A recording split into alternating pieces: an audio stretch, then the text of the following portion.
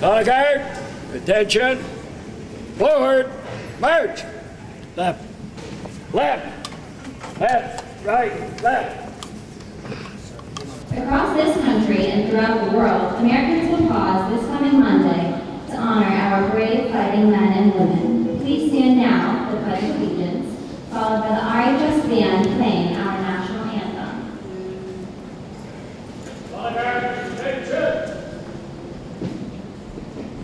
I pledge allegiance to the flag of the United States of America and to the republic for which it stands, one nation, under God, indivisible, with liberty and justice for all.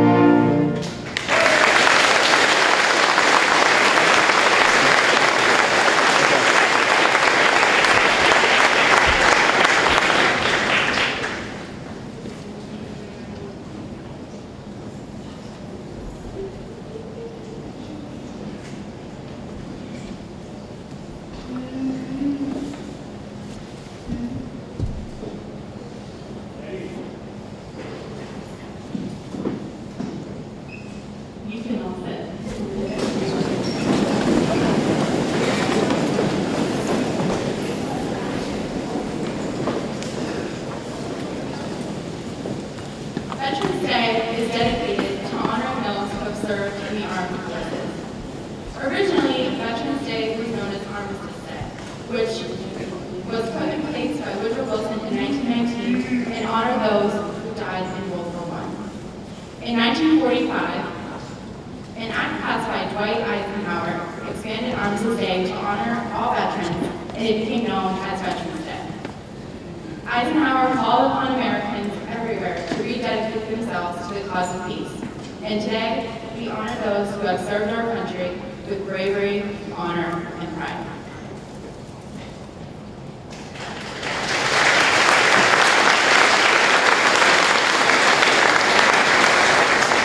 Now, the RHS Choir will perform America the Beautiful.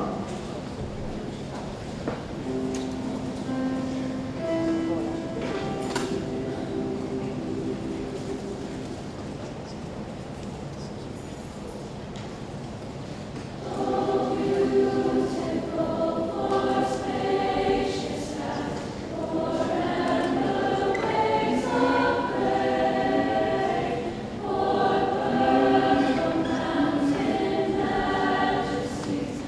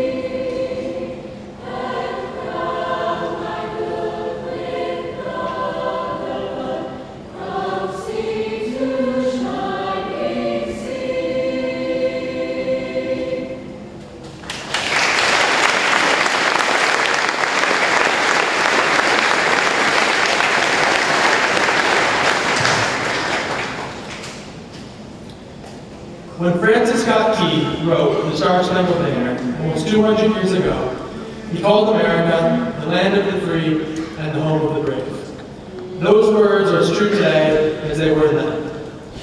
Throughout this nation's history, America's soldiers, sailormen, airmen, Marines, and Coast Guardsmen have bravely answered the call to defend our freedom, to aid our friends and allies, and to turn back aggressors.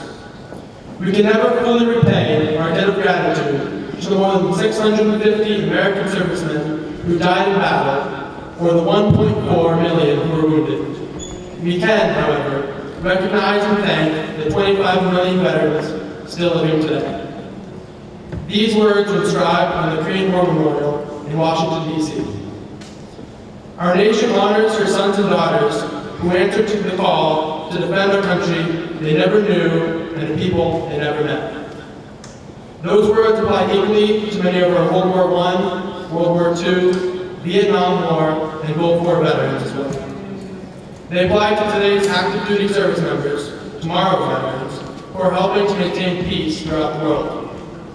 Today, it is our privilege to say thank you to all of America's veterans, to let them know that we appreciate them for their service and honor them for their sacrifices. The price of freedom is high. We cannot afford to let those willing pay. Today, we celebrate America's veterans for keeping this nation the land of the free and home of the brave. Thank you.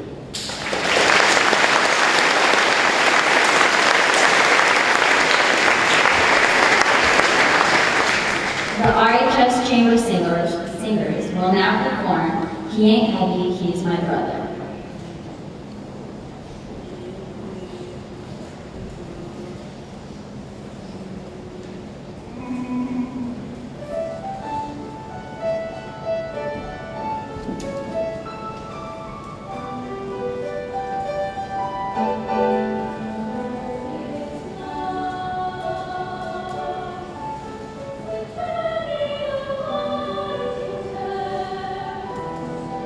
Leads us to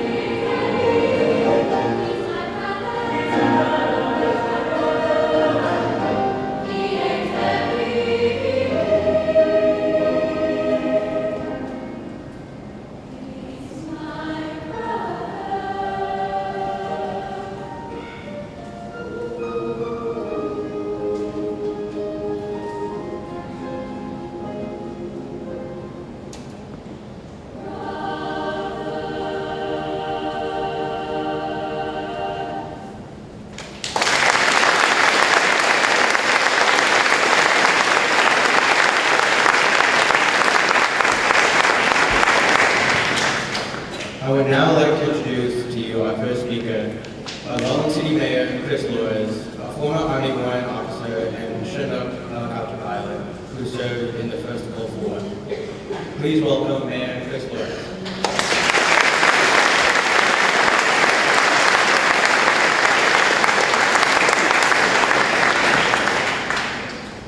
Good morning, everybody. Mr. Wessler, no mix feels good in the morning, doesn't it?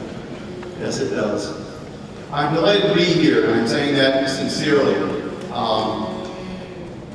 because this is the first ceremony, the first event that RHS has hosted, celebrating our veterans. And I know most of you who came from the middle school, I have probably seen before at the Memorial Day ceremony. And it's great, it's wonderful that we're doing something now here at the high school. I tell you, I love nothing more, and I said this at a Korean War Veterans ceremony just a couple months ago. I love nothing more than being among veterans at veterans events. These guys are aces, so before anything else, give everyone a hand here.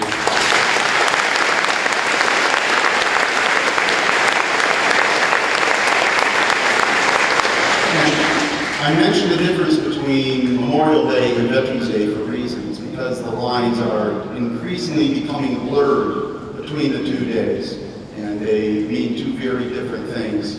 However, on Veterans Day, many of us, our minds waver toward thinking not just about those that are living, but those that have gone before us. That's usually something reserved for Memorial Day. The reason is because you just need to look no further than today's Rutland Herald. In the obituaries today, there were 8 individuals whose names appeared in death notices. 6 of those 8 were veterans, including a woman who served as a nurse in World War II. And, it's not just Mr. West and I who are graying. Our veterans are passing daily. The average age of those veterans in today's obituary page was 79 years old, ranging from 67 to 89. And we really are losing our veterans on a daily basis. And so it's wonderful you're here today to celebrate the veterans that are with us. Do not forget them. They have sacrificed in so many ways that many of us will never know. So thank you for being here. And one more note that I do need to say before I step off is Master Sergeant Hellman from the Marine Corps will be speaking to you later today. I'm wishing him early, because I won't see him on Sunday, and his Corps a very, very happy birthday.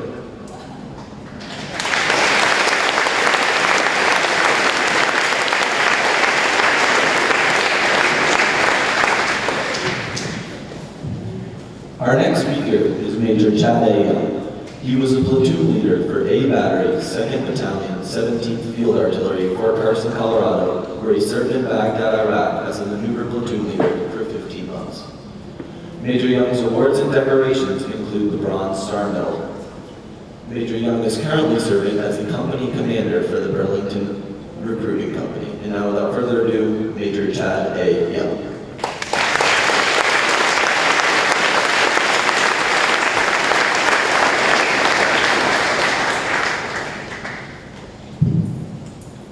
Good morning. First, I would like to personally thank Mr. Olson and Mrs. Alonzo for allowing me the opportunity to say a few words this morning. It's an absolute honor to stand here today and be able to recognize and thank all the veterans of the great state of Vermont for their service and sacrifices they have made. It's also important that we recognize the family members for their commitments. Many times it is easy to forget or fail to realize how difficult it is to be part of a military family with long deployments, continuous training cycles, and always placing the mission first, while much of the time the soldiers are at great risk for performing hazardous duties. It's important that we take this time to honor those honors that have served as soldiers, sailors, airmen, Marines, and Coast Guard, those who have joined on their own free will, those who were drafted, those who served in peacetime, those who served in wartime, those that are alive today, those that have passed, and those that have made the ultimate sacrifice defending our country and the freedom for which it stands. As the greatest generation of World War II and Korea leave us, the veterans of Vietnam to contingency operations in Iraq and Afghanistan strengthen and model our courage, self-sacrifice, and determination. Today's veterans can and do inspire a courage, self-sacrifice, and determination and desire to serve in the hearts of our nation's youth. Our veterans are extremely proud men and women that have worn a uniform at one time or another and allow us the opportunity to live in a free nation. Today our nation is part of a war on terrorism with large numbers of troops that have served recently in Iraq and many that are still deployed to Afghanistan. And whether you agree or disagree, it will not change the fact that many Vermonters and soldiers across the country have paid the ultimate sacrifice to defend our nation. And they've done that so that the generations to come do not have to experience September 11th again. So before I pass it off to the next speaker, I'd like to personally thank all the veterans and their family members for their commitments to the state of Vermont and this great nation. Thank you.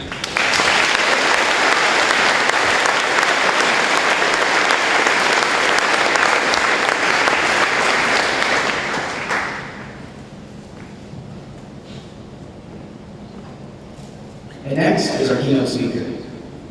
He is a retired veteran from the United States Marine Corps. During his 23-year career in the Marine Corps, he has been stationed in Okinawa, Japan, 29 Palms, California, Ashland, Kentucky, Kaneohe Bay, Hawaii, and Quantico, Virginia, and includes deployments to Okinawa, Japan, Thailand, the Philippines, Hong Kong, Australia, Saudi Arabia, and Kuwait. His military occupational specialties were the following: infantry, chief primary marksmanship instructor, recruiter, instructor for senior enlisted Marines at the Staff Non-Commissioned Officers Academy, and tactics and weapons instructor for the officers at the basic school. He was the senior enlisted Marine for a weapons platoon with 93 Marines during the Gulf War operations, Desert Shield, and Desert Storm. He would say that his proudest accomplishment during his impressive career was bringing all 93 of those Marines back home. After retiring active duty in November of 2003, he continues to work for the Marine Corps as a Department of Defense civilian in Quantico, Virginia. Please welcome Master Sergeant Patrick Michael Coleman.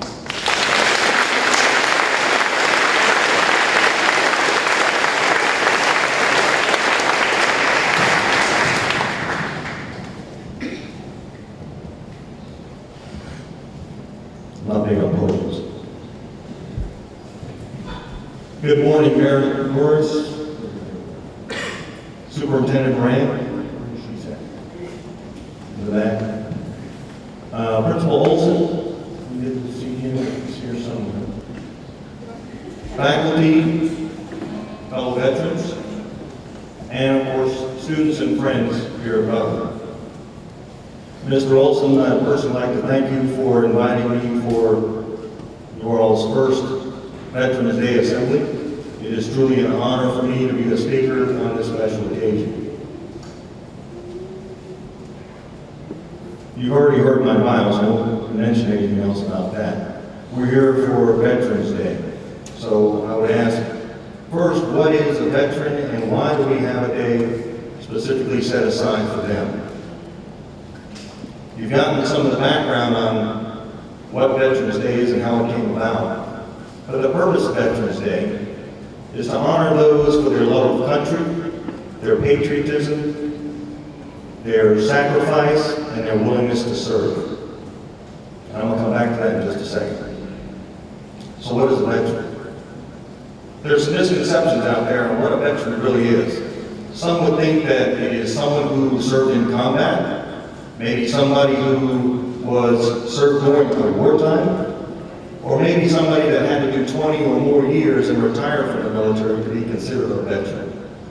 Not exactly the case. Federal law states that a veteran is any person who served honorably in the armed forces of the United States. Now, I said I would come back to the purpose. I would venture to say that everybody sitting here today loves this country. I would also say that everyone sitting here is patriotic in their own way. So I will focus on the willingness to serve and sacrifice for the common good.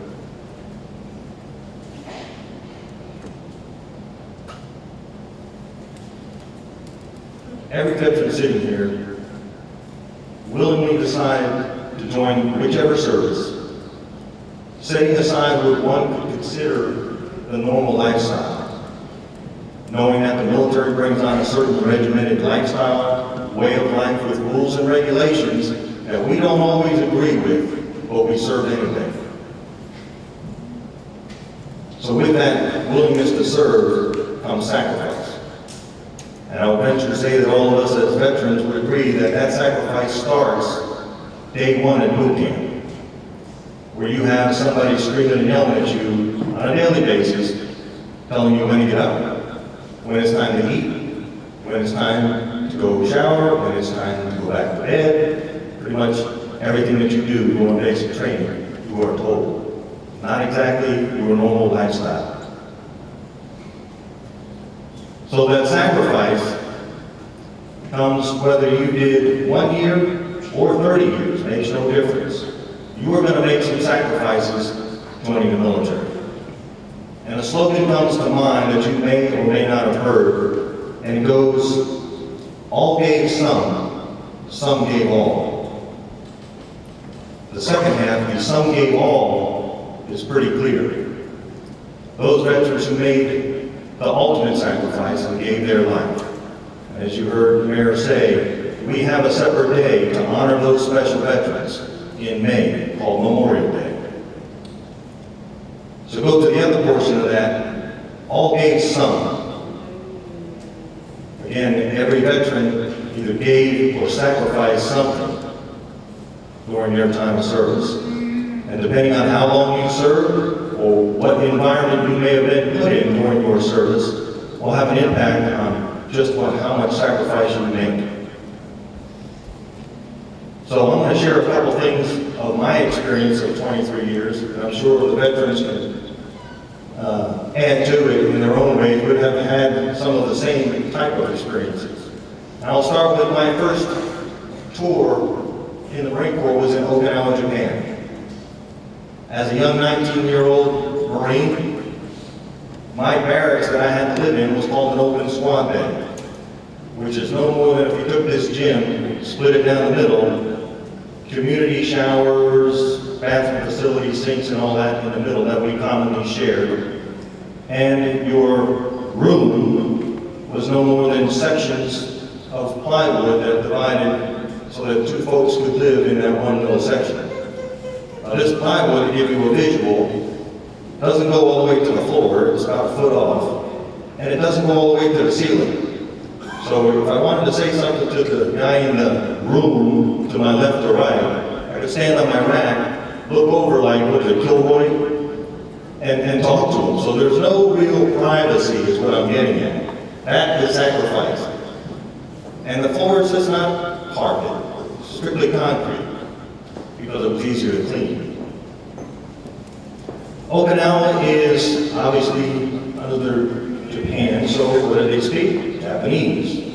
So when you leave base, not exactly very easy to communicate with everyone, because they don't speak English. At the time, I was not allowed to drive, let alone get a car, because you're not authorized to. Sacrifices you make. Another thing that I hear quite often, because you've heard that I've been to a few places, and when folks hear that, they say, wow, that must have been great to go to all these places, as if I was going on vacation every time I went somewhere. And I will tell you that having served 2 different times in Hawaii for a total of 7 years, I'm sure you're probably sitting there, how can he complain about being stationed in Hawaii? For 7 years. Total 2 different times. Trust me, comes with sacrifice. 7 years. Out of the 7 years, I may have spent 3 years actually on the island. Why? Because of deployments, training cycles that you have to go do with your unit away from the island. So what does that mean to me? That means my wife and 2 children stay on an island. That means when my kids were sick, I was not there to help them or help take care of them. When there were issues with school, I was not there to go to the school. When my kids had birthdays, I may or may not have been there. My wife had issues with finances. I was not there. Trust me, as a parent and a husband, that's a big sacrifice. So I tell you these things to say this. Serving this great nation comes with sacrifice. And it's because of the sacrifice of the veterans, it is only right that we have a day set aside to honor them. A day to simply say, thank you. 2 little words, thank you. If you find a veteran and say those 2 words, I'm sure that you will have made their day a bit brighter. 2 little words mean a whole lot. I can say that because I've heard it, and I have felt that a number of different times. To include just the other day as I flew up here from Virginia for this assembly. And I see it as I walk to the airport when people go up to somebody that they know is a veteran, I walk up to them and simply say, sir, thank you for your service. I just touched his heart. How hard was that? So, in saying that, I will wrap this up with a quote from the late President John F. Kennedy. Ask not what your country can do for you. Ask what you can do for your country. And with that, I would say what you can do for your country's veterans is make it a point this weekend. As a matter of fact, make it a habit to find a vet and simply say, thank you for your service. Pretty simple. Thank you.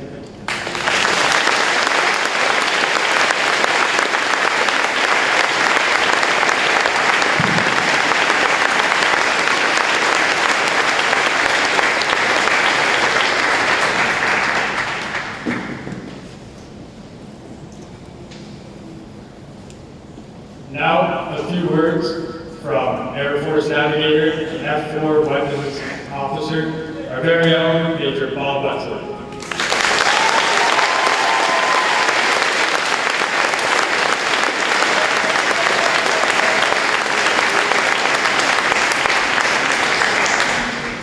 Michael, for really great inspiring words. Thank you. Appreciate that.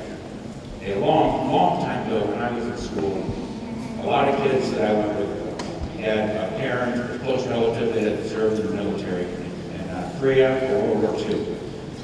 It isn't like that anymore. There aren't a lot of people that have relatives that have served or fought in wars. And I think we grew up with a different mindset about what the military war was. We seem to appreciate it a little more because it was closer to us.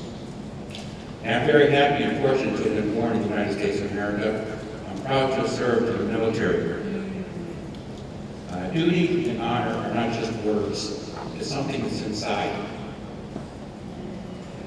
I wish you could all have the same feelings that I have when I hear the Star Spangled Banner or say the Pledge of Allegiance. It really does affect me. I've never been in combat, but most of our veterans here have been, many all of them.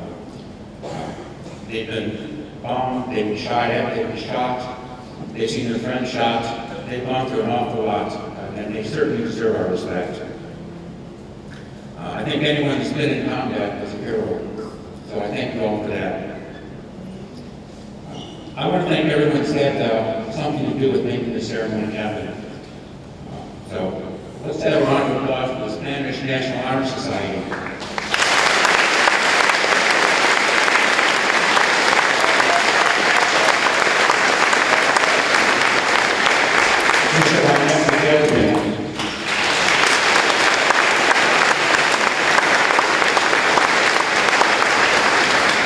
Praise for the choir and chamber singers.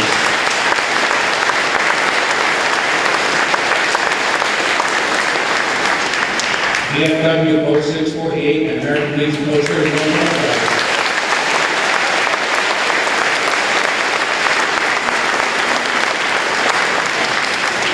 Our guest speakers, Mayor Morris.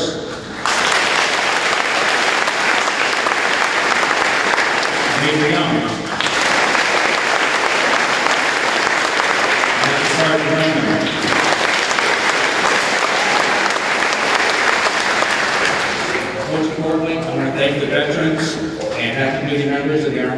who have served our country.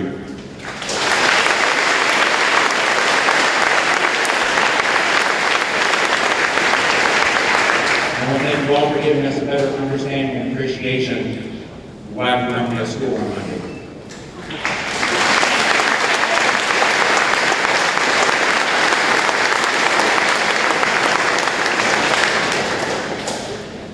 Now, the final song that will be performed today is The Impossible Dream by the RHS Choir.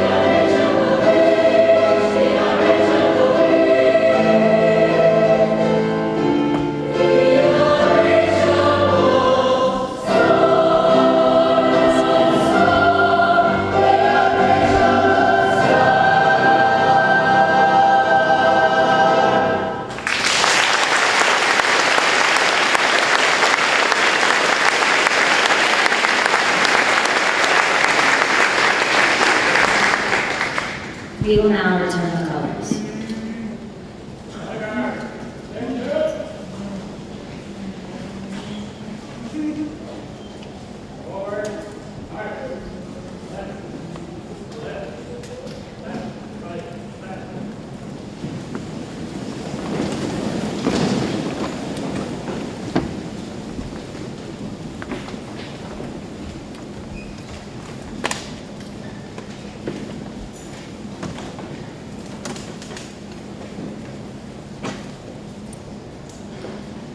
I would like to invite all the veterans to form a reception line in front of the gym so the student body could give thanks for their service. And I would like a big round of applause for Mrs. Senora Alonso for letting everything happen today.